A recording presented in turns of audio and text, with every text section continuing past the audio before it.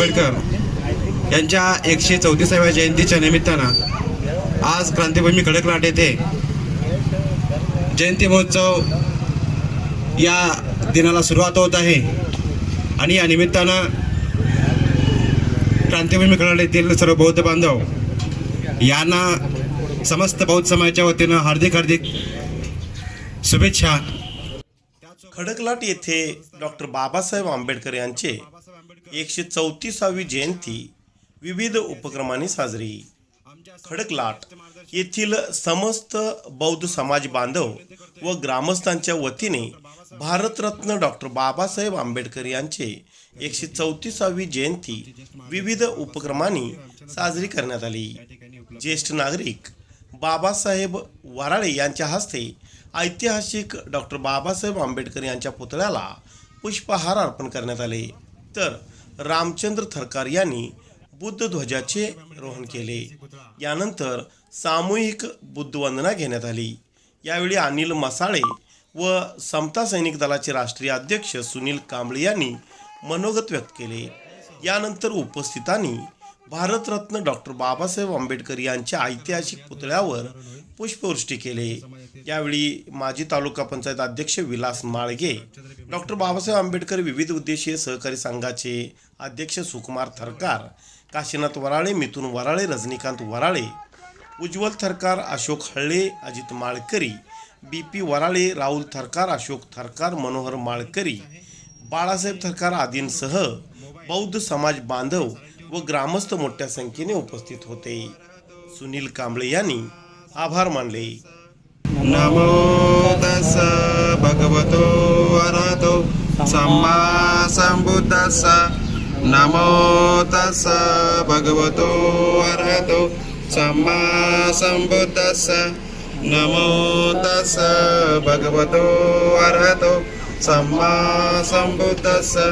बुद्धं शरणं गच्छामि, धम्मं शरणं गच्छामि, धम्मं शरणं गच्छामि, द्वितीयंपि संघं शरणं गच्छामि, तृतीयंपि बुद्धं शरणं गच्छामि, तृतीयंपि धम्मं शरणं गच्छामि।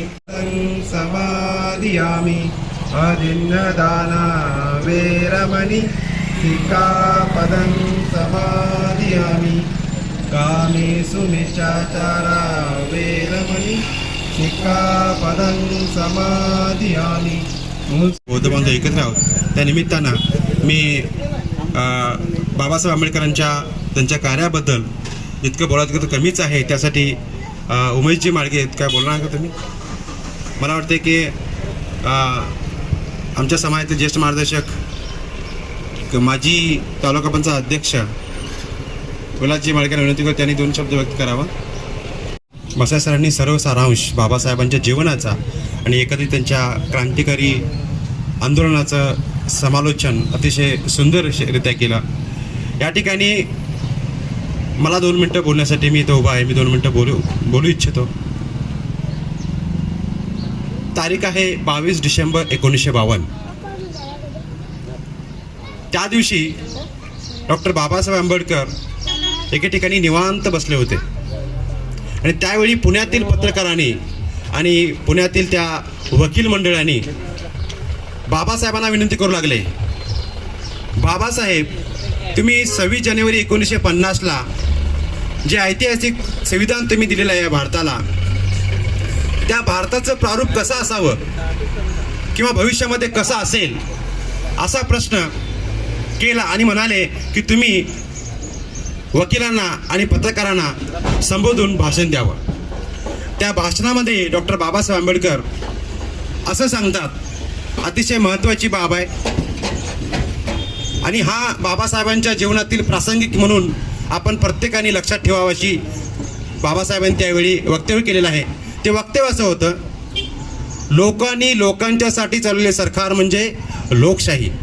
ही अब्राहम लिंकन केलेली व्याख्या मला मनाला अतिशय भावते, मला अतिशय आवडते।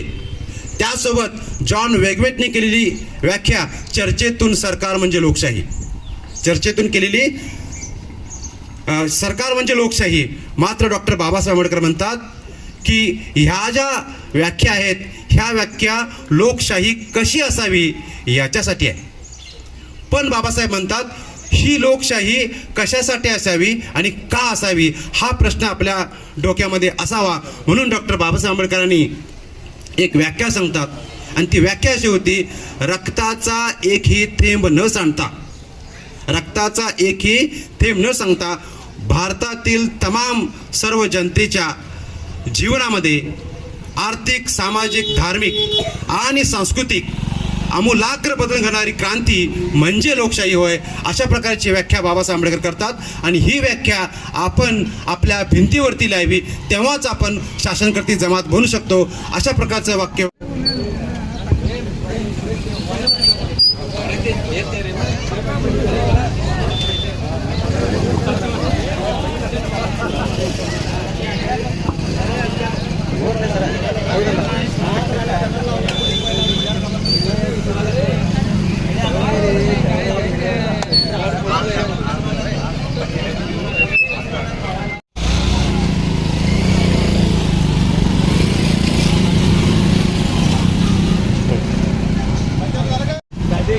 संपूर्ण विश्वाला शांतीचा संदेश देणारे तथागत भगवान गौतम बुद्ध, विश्वरत्न महामानव डॉक्टर बाबासाहेब आंबेडकर आणि ह्याच महापुरुषांच्या विचाराला विचार जोडणारे इतर सर्व महापुरुषांना वंदन. आज डॉक्टर बाबासाहेब आंबेडकरांच्या 134व्या जयंतीच्या निमित्ताने उपस्थित सर्व धम्मबांधवांना मी मनपूर्वक शुभेच्छा देतोय. आणि आजच्या या जयंतीच्या निमित्ताने मगाशी सुनीलजी म्हटल्याप्रमाणे बाबासाहेबांच्या कार्याचं गुणगौरव जितकं करावं तेवढं थोडंच आहे. पण तरी देखील आपल्याला असे जे प्रसंग आहेत या प्रसंगाच्या निमित्ताने बाबासाहेबांच्या विचाराचं जागरण होणं हे अतिशय गरजेचं वाटतं. आणि म्हणूनच मी 2च मिनिटामध्ये आपल्याला याने काय फक्त खडकलाट गावामध्ये किंवा कर्नाटक महाराष्ट्राच्या या सीमा भागामध्ये किंवा भारतामध्येच नव्हे तर संपूर्ण जगामध्ये ही जयंती मोठ्या उत्साहामध्ये या ठिकाणी साजरी होत आहे. त्याचं कारणही तितकंच मोठं आहे. कारण ज्या काळामध्ये बाबासाहेबांचा जन्म झाला तो काळ या ठिकाणी देशाच्या गुलामगिरीचा होता. आणि बाबासाहेबांच्या जन्माच्या अगोदर जवळजवळ 700 ते 800 वर्षे हा देश गुलामगिरीत होता. आणि या गुलामगिरीत असणाऱ्या या देशाचं भवितव्य अतिशय अंधारमय होतं. संपूर्ण समाज अज्ञान, अंधश्रद्धा, रीतिरिवाज, रूढी परंपरा आणि धर्माच्या प्रभावाखाली असणारा हा भारतीय समाज.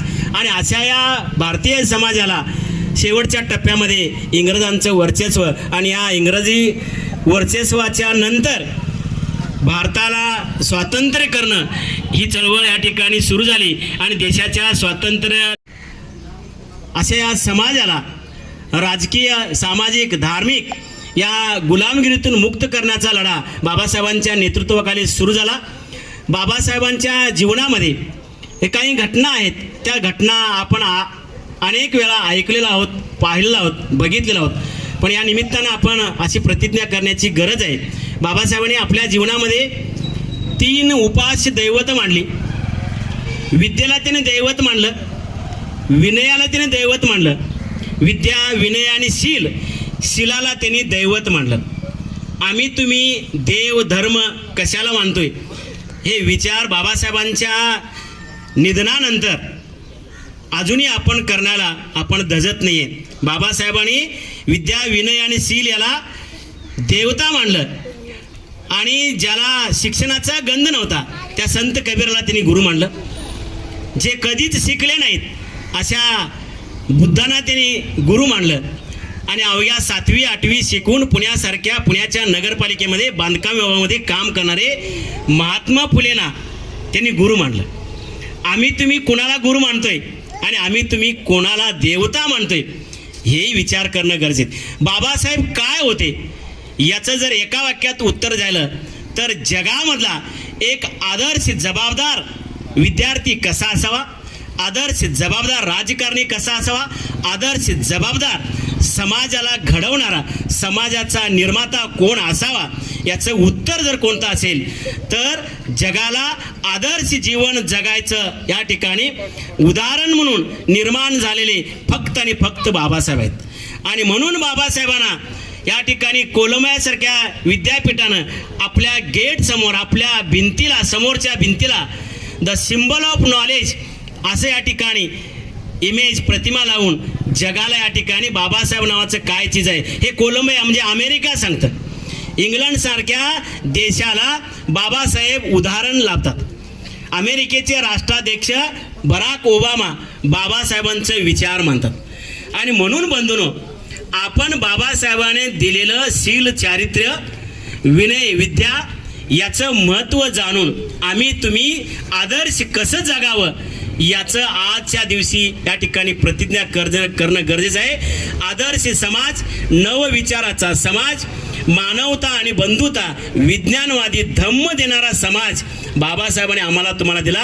आणि म्हणून बाबासाहेब आपल्या जीवनामध्ये कोणतंही चुकीचं काम केल्याचं एकही उदाहरण शोधलं तरी सापडणार नाही. आम्ही तुम्ही दररोज किती चुका करतोय याचं चिंतन करणं आजच्या या जयंतीच्या निमित्तानं गरजेचं आहे.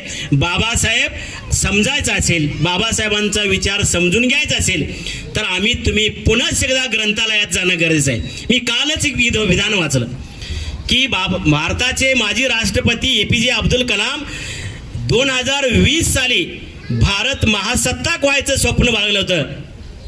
आणि बाबासाहेब जिवंतपणे सांगतात, भारताला जर महासत्ताक बनवायचं असेल तर भारतीय लोक ग्रंथालयात जाणं आणि पुस्तक वाचणं गरजेचं आहे. पुस्तकावरती अलोट प्रेम करणारा आणि पुस्तकासाठी स्वतःचा बंगला या ठिकाणी ग्रंथासाठी बांधणारा जगात असा महामानव फक्त आणि फक्त बाबासाहेब होते. आणि म्हणून बाबासाहेबांच्या विचाराचा भारत जर निर्माण व्हायचा असेल तर बाबासाहेबांच्या पावलावर पाऊल, बाबासाहेबांचा विचार अनुकरण करून आम्ही तुम्ही जगणं गरजेचं आहे. बाबासाहेब म्हणजे एक आदर्श जीवन होतं.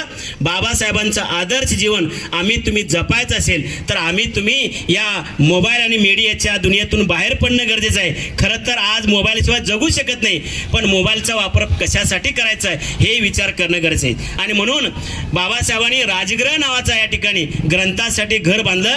आम्ही तुम्ही आमचं संसार करण्यासाठी घर बांधतोय.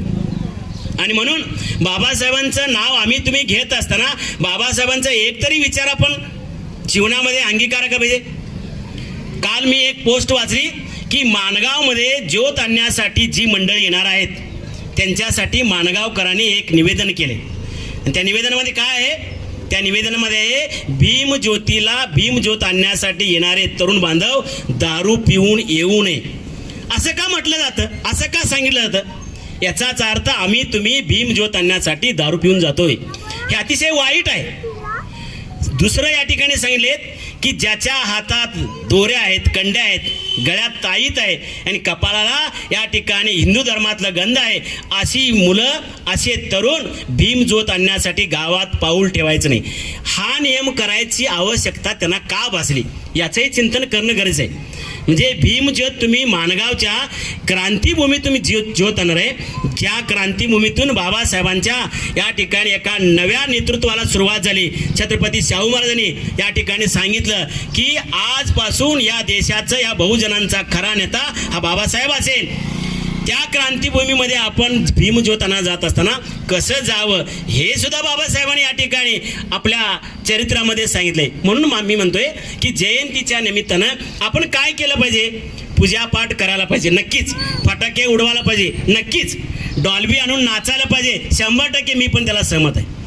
पण हे करत असताना बाबासाहेबांनी दिलेल्या विचाराचं काय करायचं हे आम्ही तुम्ही विचार करणं गरजेचं आहे. आणि म्हणून या भारताला आदर्श बनवायचा असेल, माझा तुमचा समाज आदर्श बनवायचा असेल तर बाबासाहेबांच्या विचाराशिवाय पर्याय नाही. बाबासाहेबांनी देशाला स्वातंत्र्य मिळाल्यानंतर जी संविधान दिलं, जे राज्यघटना दिलं, त्या राज्यघटनेमध्ये जगामध्ये भारत एक नंबर होईल अशा प्रकारचे विचार, अशा प्रकारचे कायदे त्याच्यामध्ये केलेत. आणि म्हणूनच जगातील इतर देश आपल्या संविधानाचं कौतुक करतात आणि आम्ही तुम्ही आज आमचं संविधान बदलायला निघालोय.